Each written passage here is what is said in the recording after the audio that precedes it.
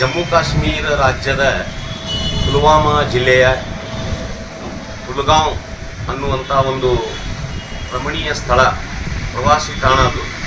ಅಂಥ ಒಂದು ಪ್ರವಾಸಿ ತಾಣದಲ್ಲಿ ಉಗ್ರವಾದಿಗಳು ಆ ಪ್ರವಾಸಕ್ಕೆ ಹೋದಂಥ ಜನಗಳ ಮೇಲೆ ಬೇಕಾಬಿಟ್ಟಿ ಗುಂಡಿನ ಮಳೆಯನ್ನು ಸುರಿಸಿ 28 ಜನರನ್ನು ಕೊಂದು ಹಾಕಿದ್ದಾರೆ.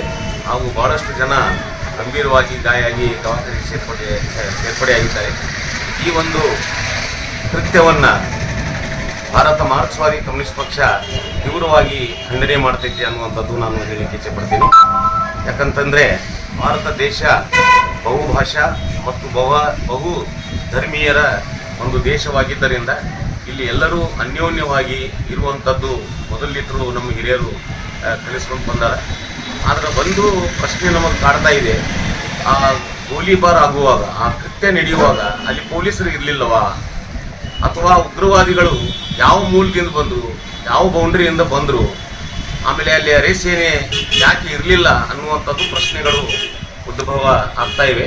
ಆದ್ದರಿಂದ ಸರ್ಕಾರ ಯಾರೇ ಇರಲಿ, ಅವರು ಯಾವುದೇ ಜಾತಿಗೆ ಸೇರಿರಲಿ, ಆ ದೇಶದ್ರೋಹಿಗಳನ್ನು, ಆ ಉಗ್ರವಾದಿಗಳನ್ನು ಕೂಡಲೇ ಬಂಧನ ಮಾಡಿ ಅವರಿಗೆ ಉಗ್ರವಾದಂಥ ಶಿಕ್ಷೆ ಕೊಡಬೇಕು ಅನ್ನುವಂಥದ್ದು CPM ಪಕ್ಷ ಒತ್ತಾಯ ಮಾಡ್ತಾ ಇದೆ. ಯಾಕಂತಂದರೆ ಭಾರತ ದೇಶ ಬಹುಧರ್ಮೀಯರ ದೇಶ, ಇಲ್ಲಿ ಎಲ್ಲರೂ ಕೂಡಿ ಬಾಳುವಂಥದ್ದು ನಾವು ಎಲ್ಲ ಈಗ ಪಾಠ ಕಲಿತಿದ್ದೇವೆ.